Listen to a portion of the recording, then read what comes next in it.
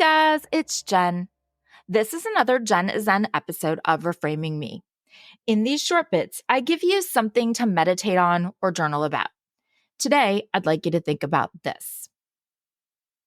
Is it possible that you have a boundary around something that makes you uncomfortable that might be a bit too rigid? What could you start today that makes you uncomfortable? Can you come to terms that it is going to be uncomfortable and sit with it, knowing the benefits are worth it? Over the past few years, I have really focused on setting my boundaries. I know it's been a really popular buzzword, especially I think post-COVID. As a recovering people pleaser, it has been challenging for me to establish some boundaries. But definitely, it has been super important for my mental health and my overall wellness. I can genuinely say that I really can attribute a good amount of my happiness and my peace to this ability to finally say no and opt out of things. Prior to that, I would pretty much say yes to whatever anyone needed from me, whatever they wanted me to do, even just the suggestions that people would give. I couldn't say no. I would feel too bad to say no. I was the type of person who, if I walked into a store and didn't like anything, I couldn't just leave. I would feel the need to maybe buy something or at very least pretend like I was actually contemplating it, just so I didn't look like I was rejecting them and their ugly merch.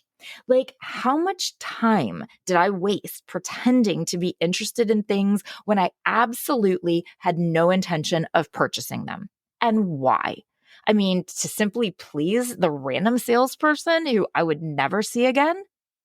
I was serving on committees that I really didn't need to, running myself ragged to say yes to being in charge of things that I was completely uninterested in. I was just trying to please everyone. But at some point, and I'm not really sure when it happened, COVID probably, isn't that when most changes seem to happen? But at that point, and say the last 3 years, we all know Jen became Zen, and I just stopped. I stopped trying to make everyone happy. I stopped trying to please everyone around me.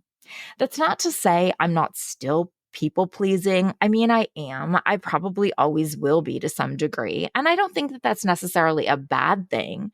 But I started putting up those boundaries on the people pleasing part of it, at least, like who I was trying to please or what I was willing to sacrifice of myself or of other situations just to make someone else happy, to agree to something.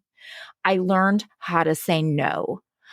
Sometimes it was more no-ish, but I tried. Basically, I'm more discerning on what I agree to, and I've learned to better prioritize the things and the people that actually matter to me. Now, unrelatedly, over the last few years, I've also begun to really love being at home more than going most anywhere or doing most anything. No, I am not a recluse like my husband tells me I am. I am just very discerning about where I want to spend my time, and I like being in my house. I've also gotten very used to pretty much never being alone. I am the constant in my house. Because I both live and I work here. I'm just always here, and people just come in and come out constantly. It's very rare that there are 2 consecutive hours that I am alone. And really, I have the 3 dogs and the cat and the bunny here, so I'm actually never alone. And I like it that way. I like the hustle and bustle of people around, the background noise. None of it, of course, is good for my productivity, but it's good for my happiness. And honestly, the thought of not being at home for a period of time and being alone, not being alone, makes me uncomfortable.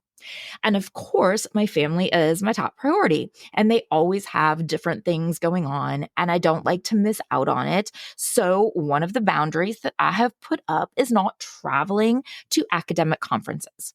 To me, it's just been not worth the cost of doing it. The things that I miss out on, the falling behind on everything that I need to do here, the being away from home, all of that. So I've put up that boundary. And once I did, I've actually been quite content. I don't feel like I need to make an excuse to anyone or to myself.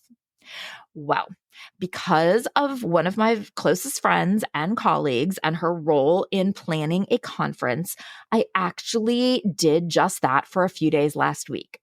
I was teaching a short course on the academic branding of public scholars. I know that probably sounds super exciting to you, right? But it's really interesting and important. I mean, it's what I pretty much am doing here with the podcast. So I had the opportunity to really talk about how I am applying all of the stuff that I teach in the classroom to the podcast. But I will keep myself from digressing too much.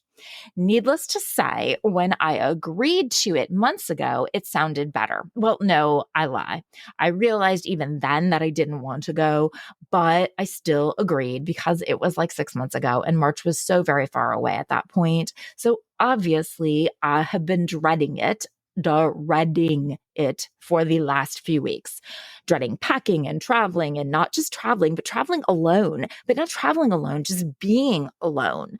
And I actually don't mind presenting it all. I even like it, especially when it's a topic that I enjoy, like this was. But still, it was me talking about the podcast and myself a lot. And we all know that's not something I'm super comfortable talking about, especially in academic circles. So even the part that I don't mind, typically, I was dreading in this situation. And then I couldn't help but think it was a short course. It's the first time I taught one of those. And what if nobody signs up? And what if nobody comes to it, right?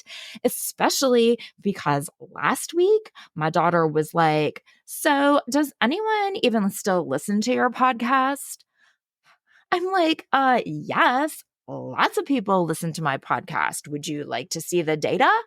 And she's like, "Oh, I gave up on it." Well, you're not my target audience. So there. So yeah, that totally helped my confidence. And then the night before I left, my middle, he was like, "I didn't know you were leaving. Who's going to take care of us?"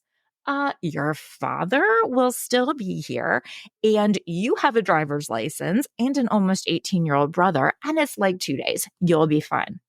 But I went. I got on my 5 a.m. flight and I went. I had my own little hotel room all by myself, which I know to most people would sound heavenly. But to me, who doesn't like to be alone, it was uncomfortable. But I went. I went to panels and had intelligent conversations, and I socialized. I even went sightseeing by myself, alone. And it was so fun and so easy. When you're used to traveling with a group, and I mean it this week, I mean a group. I will be leaving on Friday, and I am leading 10 of us to Sedona for spring break. So I literally mean a group. But when that's what you're used to traveling with, solo traveling is quite freeing. And my course that I taught, despite my daughter's concerns that no one even listens anymore, well, people came and they listened and they participated and they actually loved it. I talked about my efforts and my successes and my brand and my plans and all of the things that typically make me horribly uncomfortable to talk about. I talked about. And it was wonderful. One woman, she told me, and I quote, that I rocked her world and now she knows exactly what she needs to do. So yeah, I was pretty amazing. And then the weather in Boston was atrocious. So my flight was delayed. So I was going to miss my connection. And so I got stuck in Boston for an extra night alone again. And you know what? It was fine. And I came home feeling confident and capable, not like capable of like finding my way around or any of the logistics, because of course I knew I was capable of that. God, I'm certainly used to leading everyone else and making everyone else's decisions. So that wasn't the challenge. No, it was the being away and physically the being alone that I'm just not typically comfortable with.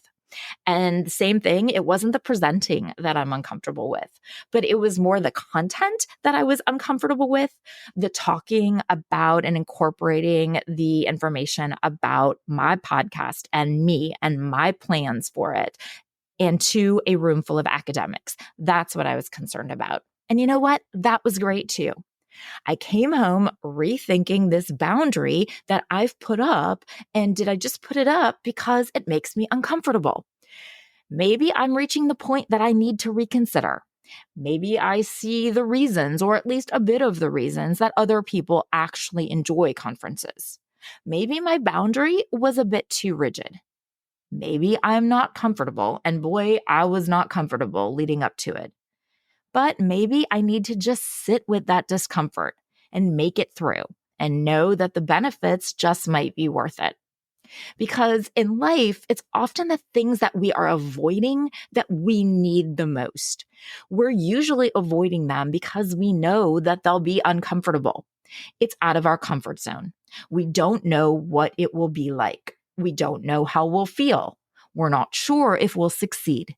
And we don't think it's worth the risk. Maybe we'll fail, or maybe we'll be miserable, or maybe we'll just look stupid. We can come up with 1,000 different reasons why, but they all pretty much boil down to it's uncomfortable. And so maybe we set a boundary, or what we think is a boundary, for a good purpose, but maybe it's actually to keep us from that discomfort. So we avoid it. And maybe we're even hiding our avoidance to something that makes us uncomfortable behind a boundary under the guise of something else. Yes, I absolutely need to maintain my stop saying yes to things that you don't want to do just to make other people happy boundary. Absolutely. And no, I don't need to say yes to every meeting or conference opportunity that arises. But I do need to realize that my real reason, the actual discomfort that I felt for this, was rooted in something entirely different. I was unsure how I'd feel traveling alone. I was uncomfortable talking about the podcast in an academic setting. But once I held space for that discomfort and pushed through it anyway, I realized that the benefits were actually worth it. So today, can you think if you have any boundaries that might be too rigid around something that might be making you uncomfortable? Is there something that you could start today that makes you uncomfortable? But can you sit with it anyway, knowing the benefits are worth the discomfort? Thank you so much for listening. I always appreciate you spending this time with me. Please follow me on socials, on Instagram and TikTok. It's Reframing Me. And on Facebook, it's Reframing Me. And join the Facebook group, Reframing Me, the podcast community. Until next time, be well and communicate.